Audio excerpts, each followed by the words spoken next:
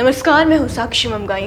धर्म, आरक्षण, मंगलसूत्र, संपत्ति, विरासत, तुष्टिकरण, मुस्लिम लीग, ओबीसी, राम मंदिर और सोना, ये वो मुद्दे हैं जो इन दिनों आपको नेताओं के जन संबोधनों में खूब सुनाई दिए होंगे। क्या सुनने को नहीं मिला होगा? वो है रोजगार की बात, गरीबी पर चर्चा, महिला सुरक्षा की चिंता, किसानों के बिगड़ते हालात, युवाओं का गिरता मनोबल, देश में बढ़ती महंगाई और भ्रष्टाचार की बात। इस विषय पर बोलने की बजाय कि भविष्य के लिए देखिए उनके विजन को लेकर उनकी क्या तैयारी है, उनकी क्या योजनाएं हैं, क्या प्लान्स है। राजनेता इस बात पर दहाड़ रहे हैं कि बहुत सालों पहले की जो स्थिति थी उसे लेकर वे कितने दुखी हैं, कितने क्षुब्ध हैं। चुनावी रैलियों में लोगों को सामाजिक अन्याय के खिलाफ तो जागरूक किया जा रहा है, देश के संसाधनों पर बराबर के हक की बात तो कही जा रही है, लेकिन ये नहीं बताया जा रहा है कि ये संसाधन कौन सी तिजोरी में रखे गए हैं और इन्हें इस्तेमाल करने के लिए अलमारी की चाबी मिलेगी कहाँ।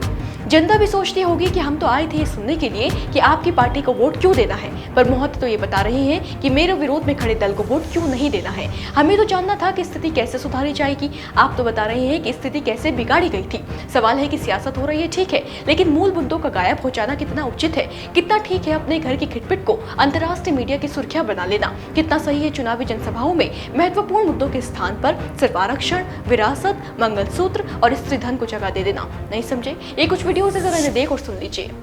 कांग्रेस इन सभी ओबीसी जातियों से उनका हिस्सा छीनकर अपने चहेते वोट बैंक को मजबूत करने के लिए उनके चरणों में देने का मन बना करके बैठी है।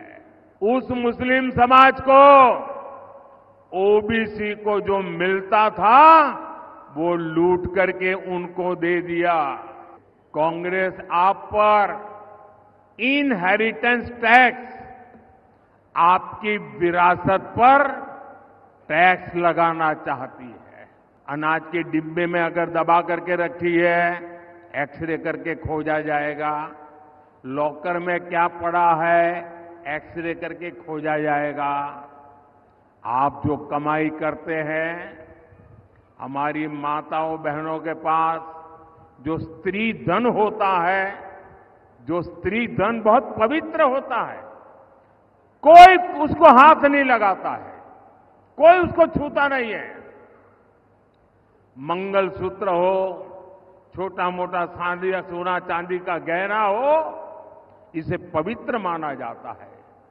कांग्रेस उसे जब्त करके अपनी वोट बैंक मजबूत करने के लिए उसे बांटने की सार्वजनिक घोषणा कर रही है।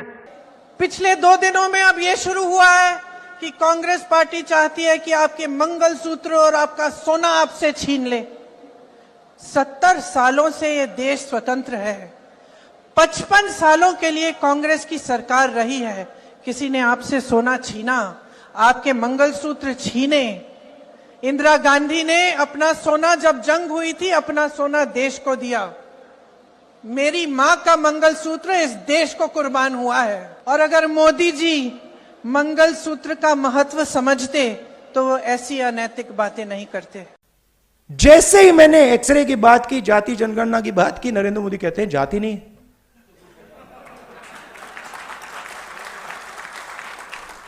अरे जात नहीं है तो आप ओबीसी कैसे? और उन्हें क्या लेना देना मंगलसूत्र से? हमारे योगी जी मुख्यमंत्री, उन्हें क्या से लेना देना? हमारे प्रधानमंत्री जी को क्या लेना देना?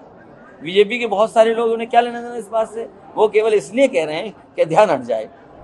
एक मतदाता होने के नाते ये देखने के बाद आपके मन में एक सवाल जरूर उठना चाहिए। सवाल कि आप जिसे भी वोट देने जा रहे हैं वो किस आधार पर देने जा रहे हैं। अपने बहुमूल्य मताधिकार का प्रयोग आप देश हित के लिए करने जा रहे हैं या फिर दलों की सियासी सुधा को संतुष्ट करने के लिए। जो चुनावी रैलियों में संबोधन के नाम पर आपको परोसा जा रहा है वो आपकी जरूरतों से कितना मिलता जुलता है? आपको जो सुनाया जा रहा है वही आप सुनना चाहते हैं या फिर आप महज वही सुन रहे हैं जो वे कहना चाहते हैं? आपकी समस्याएं, आपकी चिंताएं, आपकी जरूरतें, आपके मुद्दे, आपकी मांगे वो नेताओं की जुबान पर है भी या नहीं, इस प्रश्न पर विचार करना राजनीति के वर्तमान स्वरूप को देखते हुए बेहद जरूरी हो गया है। जरूरी हो गया है सुनिश्चित करना कि एक बार के लिए चुनाव आयोग नियमों की धज्जियां उड़ता देख फिर भी खामोश रहे, लेकिन पब्लिक आंखें न मूंदे, जैसे बीजेपी और कांग्रेस को मिले नोटिस के मामले में। ये मामला भी बड़ा दिलचस्प है। प्रधानमंत्री नरेंद्र मोदी ने 21 अप्रैल को राजस्थान के बांसवाड़ा रैली में कहा था कि अगर कांग्रेस की सरकार आई तो लोगों की संपत्तियां लेकर ज्यादा बच्चे वालों और घुसपैठियों में बांट दी जाएगी। कांग्रेस ने प्रधानमंत्री नरेंद्र मोदी पर आचार संहिता का उल्लंघन करने और हेट स्पीच देने के आरोप लगाते हुए चुनाव आयोग से प्रधानमंत्री की शिकायत कर दी। भाजपा भी चुप नहीं बैठी। चुनाव आयोग से एक शिकायत भाजपा ने भी की, ये आरोप लगाते हुए कि राहुल गांधी अपने भाषणों में भाषा के आधार पर उत्तर और दक्षिण भारत को बांटने की कोशिश कर रहे हैं। भाजपा ने इलेक्शन कमीशन के आगे राहुल के खिलाफ भी फरियाद लगा दी। अब दिलचस्प बात यह है कि पहले तो चुनाव आयोग ने त्वरित मामले में कोई एक्शन नहीं लिया। इसके बाद जब नोटिस भेजा भी तो नेताओं को ना भेजकर पार्टियों को भेजा।